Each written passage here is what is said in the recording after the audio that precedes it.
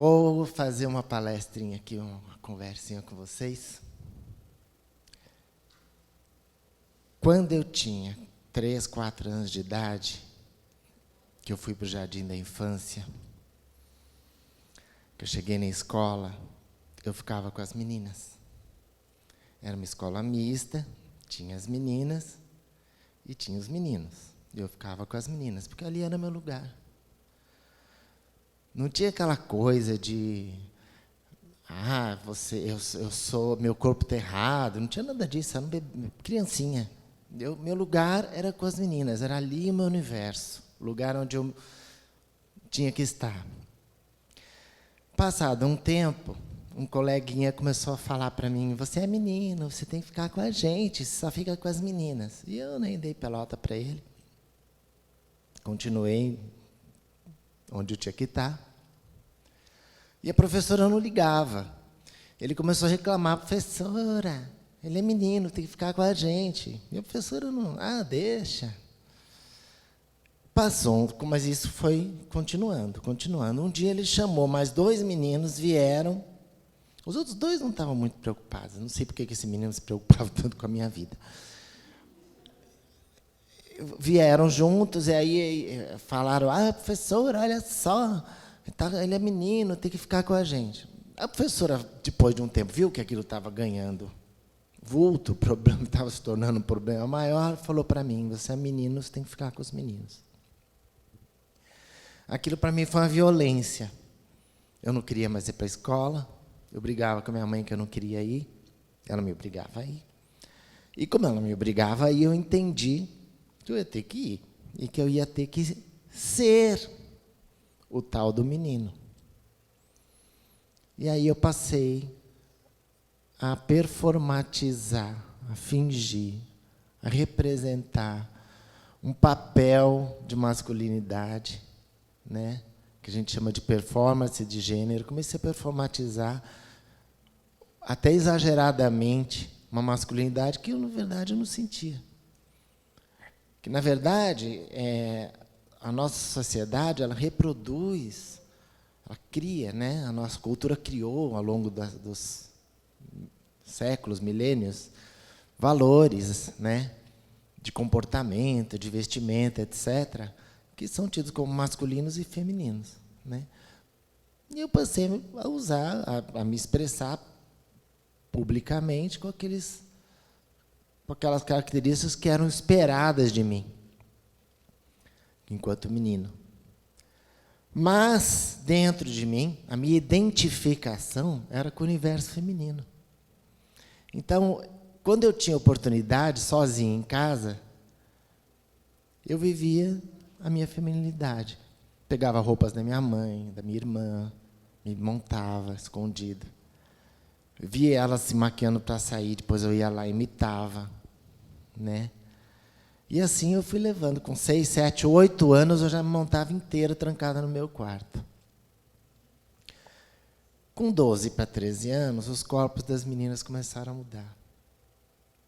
E eu queria que o meu fosse junto, só que aí começou a ir para o lado errado.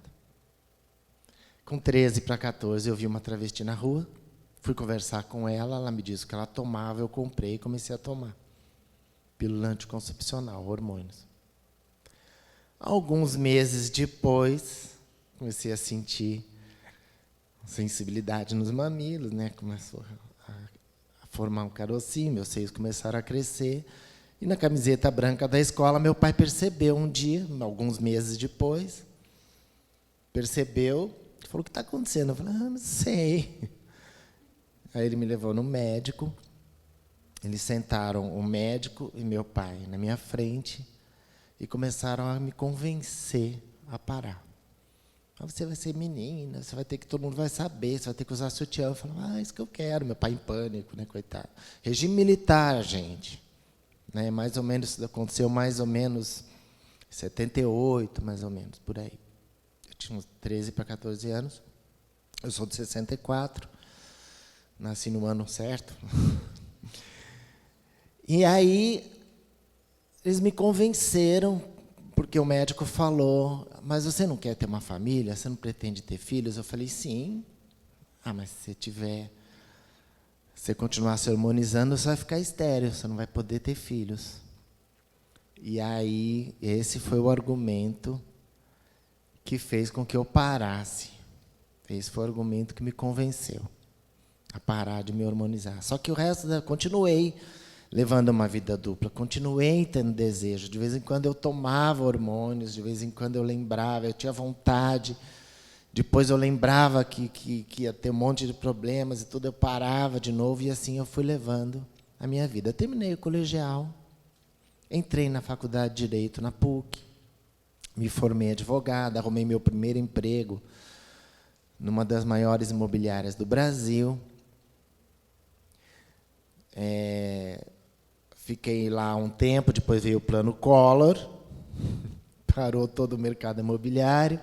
Eu já tinha ganho um bom dinheiro, vendi meu carro, minha moto, tudo que eu tinha comprado, e fui morar nos Estados Unidos. Fiz um curso de inglês, fiquei lá um tempo, voltei, fui trabalhar no mercado imobiliário de novo, e alguns meses depois, um ano depois, mais ou menos, eu montei minha primeira empresa. Surgiu uma oportunidade, montei a primeira empresa. Trabalhei muito, né? Era uma empresa de estacionamentos, que ainda existe até hoje. Montei a primeira empresa, depois montei a segunda empresa, depois montei a terceira empresa. Meu pai morreu, herdei uma quarta empresa, tenho 4 empresas hoje. Mas aquela coisa estava dentro de mim. E eu não tinha, durante o regime militar, a gente não tinha informação. Não podiam vir livros de fora, tudo era censurado, a gente não sabe, não tinha internet, né? Não tinha computador. Nesse meio tempo, depois que eu voltei dos Estados Unidos, começou a ter internet, né? Começou a ter, eu já tinha um pouco mais de informação, já tinha abertura no Brasil, mas comecei a entender um pouco mais o que acontecia comigo. E aí eu me casei pela segunda vez, já tinha me casado a primeira vez, tenho uma filha, e aí me separei depois, casei de novo, e quando me casei pela segunda vez, a minha ex-esposa falou, se é isso que você quer, faça. Continue, se harmonize. E aí eu falei, é isso que eu vou fazer. E comecei a ter mais informações também. Quanto mais eu estudava sobre o que é ser trans, sobre sexualidade, gênero, essas coisas, mais eu entendia o que acontecia comigo e mais eu queria continuar com a minha transição. E assim, com 39 anos de idade, eu comecei definitivamente a minha transição, que já tinha começado lá atrás, né? E não parei mais. Estou com 55, já faz um bom tempinho. Conforme eu fui mudando, conforme eu fui transicionando, um dia a minha ex-esposa falou, você está ficando muito mulher. E eu fiquei super feliz. Só que era uma crítica, porque ela disse, eu estou perdendo o desejo por você. Porque eu gosto de homem, fisicamente. E isso foi muito difícil para mim, porque a gente se dava muito bem. E eu tive que meio que escolher entre uma pessoa que eu amava ou quem eu sou, de fato. E era um momento que eu estava compreendendo realmente, de verdade, o que é ser trans. Nos divorciamos, somos amigos até hoje. Ela mora nos Estados Unidos, está casada, tem 2 filhos. Me casei de novo, estou morando. Aí eu conheci uma lésbica, né, gente? Descobri que existe lésbica no mundo, né? Porque a gente também, gênero, não é só identidade de gênero como a gente se sente, mas gênero também tem a ver com aquilo que te atrai, né? O que te atrai, o masculino, o feminino, os dois, nenhum dos dois, né? Então, foi uma constatação que eu tive na minha vida. Mas, durante a minha transição, eu conheci um grupo de pessoas, eu entrei no ativismo, ainda antes de me assumir publicamente, mas eu já estava frequentando encontros de ativistas LGBT, principalmente trans. E fui aprendendo muito, né, estudando muito também, mas também no ativismo aprendendo muito com aquelas pessoas. E eu conheci um grupo de pessoas que a gente começou a ter um contato mais próximo. Chegamos a fundar uma associação que depois acabou nem indo muito adiante, mas durante um tempo a gente trocava muita ideia, que é Laerte Coutinho, cartunista, Maite Schneider e Letícia Lanz, que é uma filósofa e psicóloga do Paraná. E numa dessas conversas me caiu uma ficha. Eu percebi uma coisa. Eu sou empresária, sou advogada, integrante da Comissão da Diversidade Sexual da OAB, Seção São Paulo. Tenho um assento a convite no Comitê de Direitos Sexuais da World Association for Sexual Health, que é uma associação mundial de estudiosos de sexualidade. Falo 3 línguas, tenho 4 empresas, viajei o mundo inteiro, sempre li muito, estudei muito, tive muitas portas abertas, por ser o homem cis hétero branco, né? Mas naquele dia em que eu estava com meu pai e o médico na minha frente, aos 13 para 14 anos, se eu tivesse dito, é isso que eu quero ter 6, eu vou continuar a me urbanizar. Se eu tivesse feito isso, eu não seria nada. Eu não teria acabado o colegial, eu não teria entrado na faculdade, eu não teria feito minha faculdade, eu jamais teria conseguido meu primeiro emprego numa das maiores imobiliárias do Brasil como advogada e fechadora. Eu não teria morado fora, eu não teria falado línguas, eu não teria conseguido, eu sou pós-graduado em educação sexual, eu não seria nada. Provavelmente, muito provavelmente, eu não estaria nem viva mais. Tudo por conta do preconceito. E, diante dessa constatação, junto com esse grupo, nós conversando, nós tivemos a ideia de fazer algo a respeito. Pensamos, o que nós podemos fazer com relação à empregabilidade de pessoas trans? Nós conhecíamos outras pessoas que estavam no armário, outras pessoas que queriam se assumir e não podiam, porque se assumissem, perderiam a vida. Perderiam a família, perderiam emprego, perderiam o trabalho, perderiam tudo que são, tudo que construíram durante uma vida inteira. E aí um dia, mas nós não sabíamos o que fazer. E um dia eu estava com o João Nery, que era um homem trans que faleceu, que escreveu um livro chamado Viagem Solitária, que ajudou muitos homens trans a se entenderem, a se encontrarem. Ele estava na minha casa, nós estávamos conversando, e eu falei para ele, João, empregabilidade, o que a gente podia fazer? Ele falou, olha, tem um menino de Minas Gerais, um homem trans, Paulo Bevilacqua, que tem ideia de fazer um site.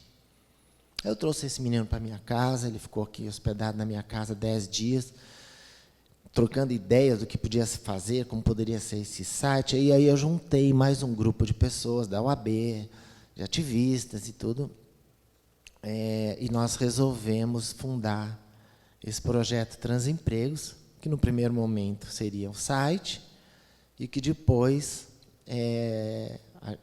que seria um site para que as pessoas trans pudessem carregar os currículos e as empresas procurar ali os currículos. Então, no primeiro momento foi isso, e aí tinha gente que dizia, mas você, não, bobagem, nenhuma empresa vai dar emprego. Imagina se alguém vai dar emprego para travesti, né? Aliás, eu gosto de dizer que eu sou uma travesti, e que eu sou uma travesti lésbica, que é para deixar bem fácil de entender mesmo, né? Na verdade, eu sou bi, mas eu gosto de falar que eu sou travesti lésbica, porque aí eu piro o cabeção mesmo, que é a minha função nesse mundo, né? Quebrar tudo. E aí, nós resolvemos, eu falei, bom, vamos fazer o site, o que a gente perde? Mesmo que não tenha vaga, a gente não perde nada. Todo mundo aqui é voluntário, estamos botando dinheiro. Fizemos o site, começou em 2014. No final do ano, tinha tido uma contratação, e foi em agosto que nós lançamos o site, com o apoio da OAB, inclusive num evento da OAB.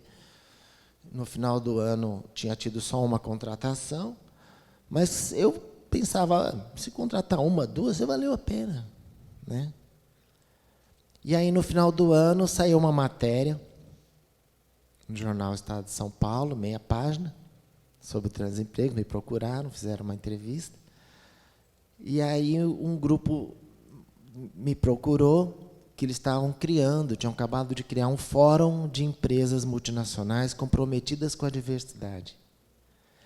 E eu fui almoçar com esse pessoal, me convidaram para um evento, eu fui no evento desse fórum, e aí tinha umas empresinhas pequenas, tipo IBM, Carrefour, né? Eram 12 empresas só na época, 11 ou 12 empresas na época só, mas eles estavam falando que a última fronteira dos direitos humanos com relação à empregabilidade era LGBT. E aí eu pedi o microfone e falei, é T. Porque gay e lésbica arruma emprego, ninguém sabe que é gay e lésbica. A trans, ou ela fica no armário, ou ela não consegue emprego. Se assumir, nunca mais. E isso sensibilizou, essa fala mexeu com eles. Em janeiro de 2015, o Carrefour lançou um programa de inclusão. A IBM tinha uma trans trabalhando já, hoje tem 8. Carrefour tem mais de 70. Atento tem mais de 1000.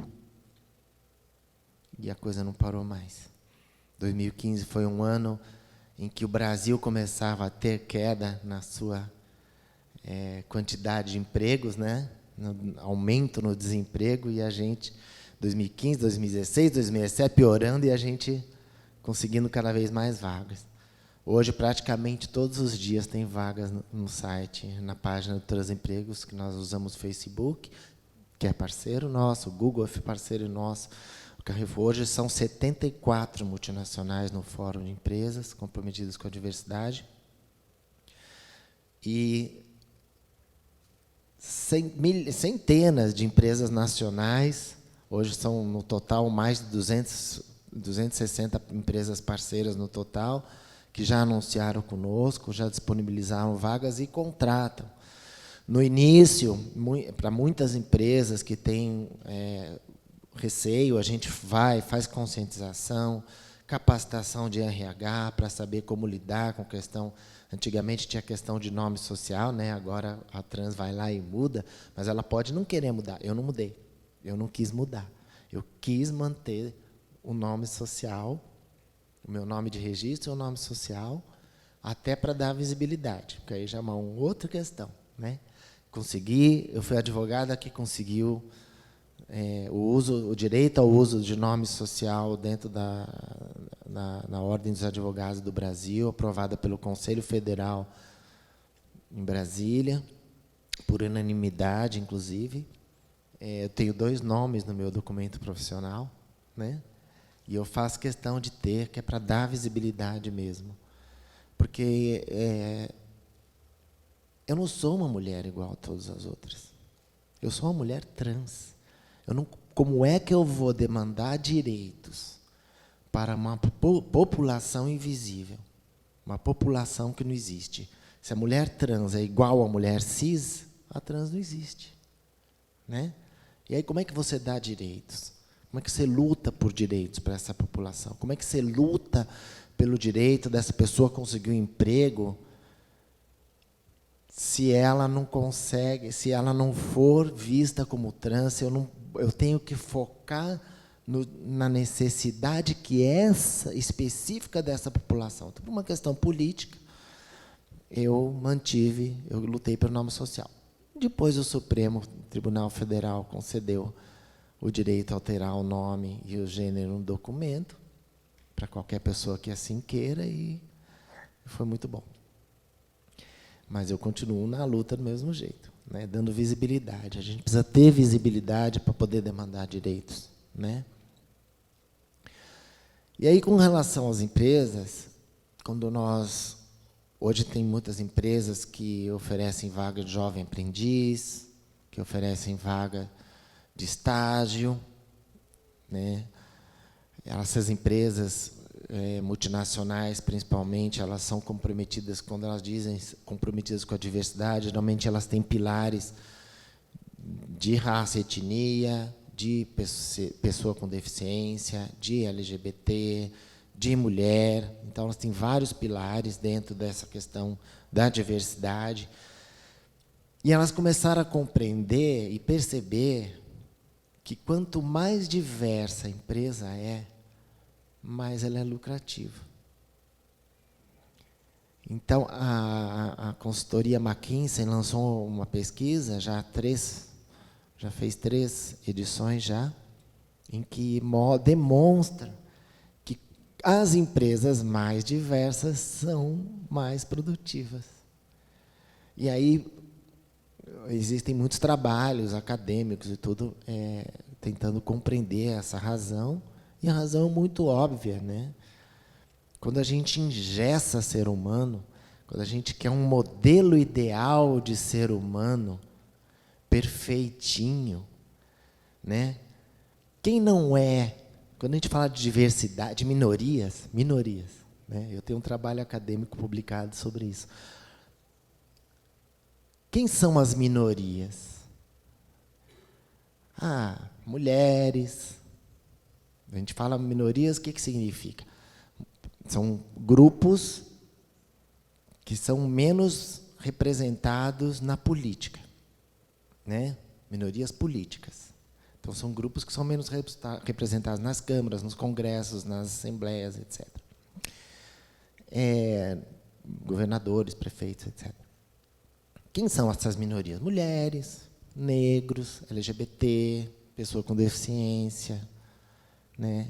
Índios, pessoa do candomblé, e assim por aí vai. São várias minorias, né? Aí um dia eu estava fazendo um trabalho acadêmico e eu percebi, quem não é a minoria? Quem não é minoria? É o homem branco, cis, que não é trans, hétero, católico no Brasil, praticante, comportadinho, perfeitinho, que não tem nenhuma deficiência, nenhum problema de saúde. E aí eu brinquei no meu trabalho. Que não bebe, que não fuma, que não joga, que não trai esposa, que não bate nos filhos. Esse cara não existe. A gente escolhe politicamente a tal da maioria, é um cara que não existe. É uma hipocrisia. A pessoa que finge ser aquilo que não é, aquela pessoa que pode demonstrar que bota gravata, se engoma todo, arrumadinho, gasta milhões, né, gasta uma fortuna com roupa, com maquiagem, com produção, com propaganda, com publicidade, né? E que, na verdade, não é nada disso. Nós somos seres humanos, todos nós, né? Somos seres humanos. E as empresas entenderam isso. Elas perceberam que contratar a diversidade é contratar todo mundo, é contratar... As empresas querem gente competente. Elas querem pessoas profissionais competentes, né? E quem é que disse que o melhor profissional vai ser o homem branco, cis, hétero, engomadinho, magrinho, arrumadinho, né? Que não é alto demais, que não é baixo demais, que não é gordo demais, que não é magro demais. Tudo era discriminado. E você pega, você elimina. Eu costumo brincar, e se Freud usasse saias? E se Einstein fosse uma mulher, será que teria tido a mesma oportunidade? Ou fosse negro? Será que teriam dado a mesma oportunidade? Será que teriam ouvido, escutado essa pessoa? Quantas mulheres que poderiam ser brilhantes não são impedidas em países como a Arábia Saudita, Paquistão, Afeganistão, onde as mulheres às vezes não podem nem estudar, né? Prêmio Nobel da Paz, Malala Yousafzai, tomou um tiro no rosto do Talibã por defender o direito das meninas estudarem, né? Quantas mentes brilhantes não são tolhidas, não são impedidas de se desenvolver por conta do preconceito? O que teria acontecido comigo se eu tivesse me assumido aos 13 anos? Então, quando uma sociedade impede seres humanos Aí eu estava falando de minoria, só que eu esqueci de falar que no Brasil, as minorias que eu falei, 56% das pessoas no Brasil são negras. 52% são mulheres. Né? Quando você pega esses grupos, impede esses grupos de ter acesso pleno a um desenvolvimento pleno, de verdade, de qualidade, ensino de qualidade, saúde de qualidade, a sociedade está dando um tiro no pé. A sociedade está fazendo algo contra ela mesma, porque a sociedade é formada por essas pessoas. São essas pessoas que são o Brasil. O Brasil não é uma terra. O Brasil é o povo que está ali. A nossa cultura não é feita pelas coisas. A nossa cultura é formada, é desenvolvida, criada e reproduzida pelas pessoas que ali vivem. Isso é o povo brasileiro. Né? E impedir esse povo brasileiro de ter acesso, de se desenvolver plenamente por preconceitos, é uma estupidez. E as empresas perceberam isso. E foi por isso que o Transempregos vem funcionando tão bem. Por isso que o Transempregos cada vez mais... hoje mesmo, que eu acabei de ver uma mensagem de uma pessoa divulgando no Facebook isso aqui, uma pessoa falando que eu consegui emprego através deles. Então, cada vez mais vem acontecendo, ainda existe muito preconceito, ainda é difícil, principalmente fora das grandes capitais, no interior, no Nordeste, no Norte. Mesmo em Minas Gerais, no Sul, em alguns estados é um pouco mais complicado, mas está mudando. E é um avanço que a gente precisa continuar, a gente precisa push further, né? Continuar empurrando para frente, né? Continuar em frente, lutando, levando isso adiante. É muito recente ainda. E essas mudanças todas, há 10 anos atrás, o mundo era outro. Há 15 para trans. Há 15, muito mais ainda. Né? E às vezes me perguntam, se você não fosse empresária, não fosse bem-sucedida, não tivesse já empresas e tudo que você tem, você teria se assumido como se assumiu? E eu digo que provavelmente não. Porque a porrada é grande. Não é fácil, não. Então, para encerrar, eu vou contar uma historinha. Eu estava, há 4 anos atrás, eu fui para o congresso em Singapura, da World Association for Sexual Health, e um diretor da Universidade de Minnesota, que é amigo meu, que é presidente do comitê que eu faço parte, eu falei para ele que depois eu queria conhecer a Tailândia. Ele falou, eu também vou, vamos se encontrar lá. E nós nos encontramos em Bangkok, fomos jantar, e nós estávamos em cima do restaurante, todo de vidro, num hotel onde eu estava. E eu tinha passado 3 dias já em Bangkok, andando, e Bangkok tem um rio, e o principal meio de transporte é através do rio. São barcos, como se fossem ônibus, né? Você pega para ir, pega para voltar, é baratinho. E eu tinha passado 3 dias usando esse transporte e convivendo com a população, né? Indo e voltando todos os dias, em horário de pico e tudo. E na hora que nós sentamos, eu e o Eli, no restaurante, ele falou, e aí, Márcia, como é que você pretende mudar o mundo? E aí eu olhei pela janela e vi o rio, os barquinhos, eram de noite, a luz dos barcos passando, e eu falei para ele, Eli, eu não tenho como mudar o mundo. O mundo é um monte de merda, cara. Aí ele tomou um susto. Eu falei, você tem alguma ideia de como dar educação, saúde, de qualidade para todo mundo? Aí ele fez assim. Eu falei, pois é, não tem como. O máximo que eu posso fazer é limpar um pouquinho em volta de mim. E é o que eu estou tentando fazer. Mas se todo mundo limpar um pouquinho em volta de si, com certeza esse mundo vai ser bem melhor. Obrigada, gente.